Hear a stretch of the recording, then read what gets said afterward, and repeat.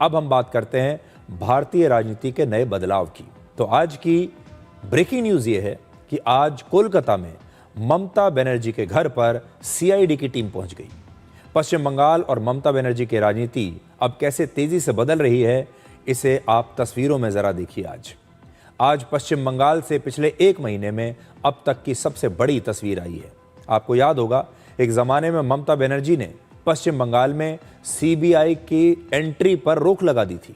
CBI के लोग वहां जा नहीं पा रहे थे, ईडी के लोग वहां जा नहीं पा रहे थे, क्योंकि तब ममता बनर्जी की सरकार थी और वो खुद उनका रास्ता रोक देती थी।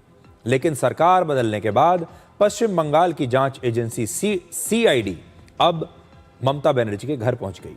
सीआईडी ने आज कोलकाता में ममता बनर्जी के घर पर लगभग 2 घंटे तक जांच की। 15 साल के ममता बनर्जी के शासन में किसी ने कभी यह कल्पना भी नहीं की थी कि ममता बनर्जी के घर कभी सीआईडी की टीम पहुंच जाएगी, ऐसा भी दिन आएगा। सबसे पहले आप वो तस्वीरें देखिए, फिर आपको बताएंगे कि आखिर सीआईडी ममता बनर्जी के घर में क्या खोज रही थी।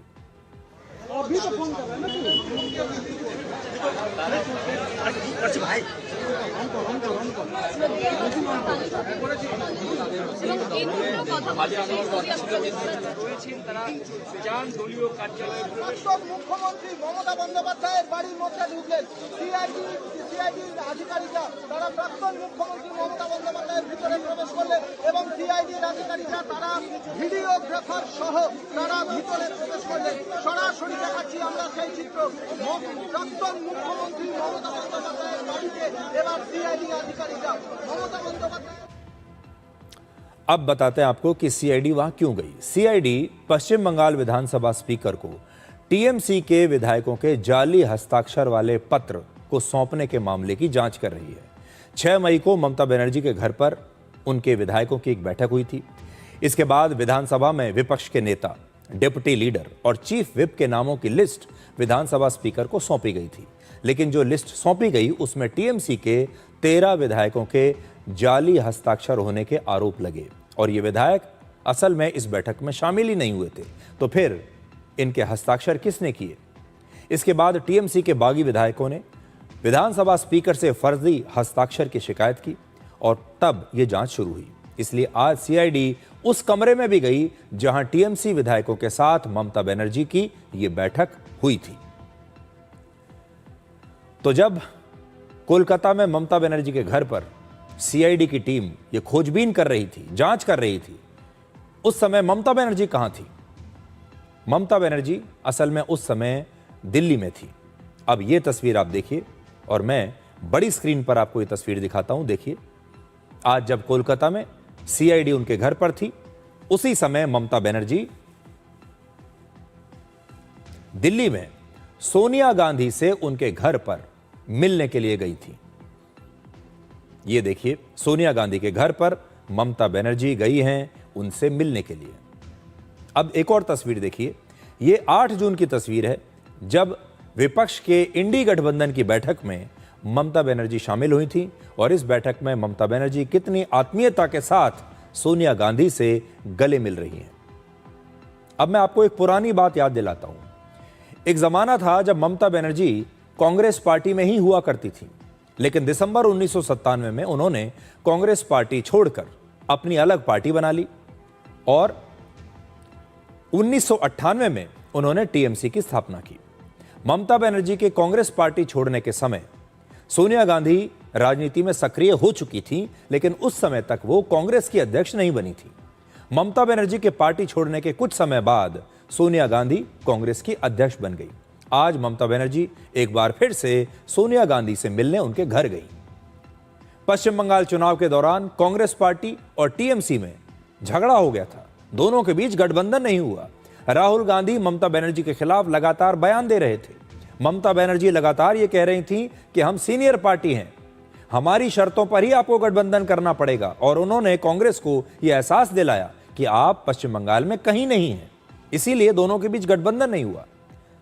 लेकिन अब सोनिया गांधी और ममता बनर्जी एक साथ हैं। इसीलिए कहते हैं राजनीति में ना तो कोई स्थायी दोस्त होता है, ना ही कोई स्थायी दुश्मन होता है, क्योंकि आज दोनों का मुकाबला बीजेपी से है और दोनों को बीजेपी की वजह से लगातार नुकसान हो रहा है। दोनों पार्टियां लगातार चुनाव हार रही हैं। अब बीजेपी का मुकाबला करने के लिए, प्रधानमंत्री नरेंद्र मोदी का मुकाबला करने के लिए इन्हें एक साथ आना ही पड़ेगा, चाहे इनकी विचारधारा कुछ भी हो। अब एक और तस्वीर देखिए, कैसे ममता बनर्जी और अरविंद केजरीवाल अब दोस्त बन गए हैं। यहां भी अगर आप देखेंगे, अरविंद केजरीवाल देखिए कैसे आराम से बैठे हैं, ममता बनर्जी उनके सामने, उनकी बॉडी लैंग्वेज भी आप देख लीजिए। और इन दोनों नेताओं के जीवन में भी अब कई प्रकार की समानताएं आ गई हैं। पहले केजरीवाल और ममता बनर्जी दोनों ही मुख्यमंत्री हुआ करते थे। केजरीवाल दिल्ली के मुख्यमंत्री थे, ममता बनर्जी पश्चिम बंगाल की। अब दोनों ही नहीं रहे। केजरीवाल को बीजेपी ने दिल्ली में हरा दिया और ममता बनर्जी को पश्चिम बंगाल में बीजेपी ने हरा दिया।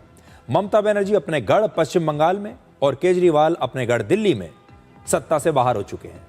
केजरीवाल की पार्टी भी टूट गई और उनके 7 राज्यसभा सांसद पार्टी छोड़कर बीजेपी में चले गए और ममता बनर्जी की पार्टी भी टूट गई। अब टीएमसी के विधायकों ने अपना एक अलग गुट बना लिया है और ममता बनर्जी के खिलाफ भी बगावत हो गई है। लोकसभा में टीएमसी के 28 में से 20 सांसदों ने ममता बनर्जी का साथ छोड़ दिया है।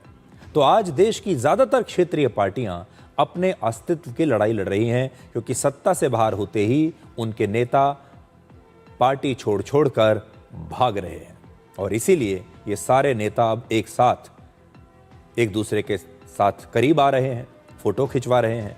और एक जमाना था जब ममता बनर्जी अपने आप को इन सबसे बड़ा नेता मानती थी और ममता बनर्जी के जो आसपास के लोग थे वो इस प्रकार की बातें करते थे कि ममता बनर्जी पश्चिम बंगाल के इतने बड़े राज्य के मुख्यमंत्री हैं, वो किसी के घर नहीं जाएंगी मिलने के लिए। जिस नेता को मिलने के लिए आना है वो ममता बनर्जी के घर पर आए। ममता बनर्जी के आसपास के जो लोग थे वो ये कहा करते थे, वो कहते थे कि अरविंद केजरीवाल तो छोटे से राज्य के मुख्यमंत्री हैं, ममता बनर्जी इतनी बड़ी नेता हैं, ममता बनर्जी उनके घर नहीं जाएंगी, उन्हें ही आना पड़ेगा। लेकिन आज ममता बनर्जी केजरीवाल के घर भी जा रही हैं, सोनिया गांधी के घर भी जा रही हैं और सबके साथ मिलकर अपने अस्तित्व की लड़ाई लड़ रही हैं।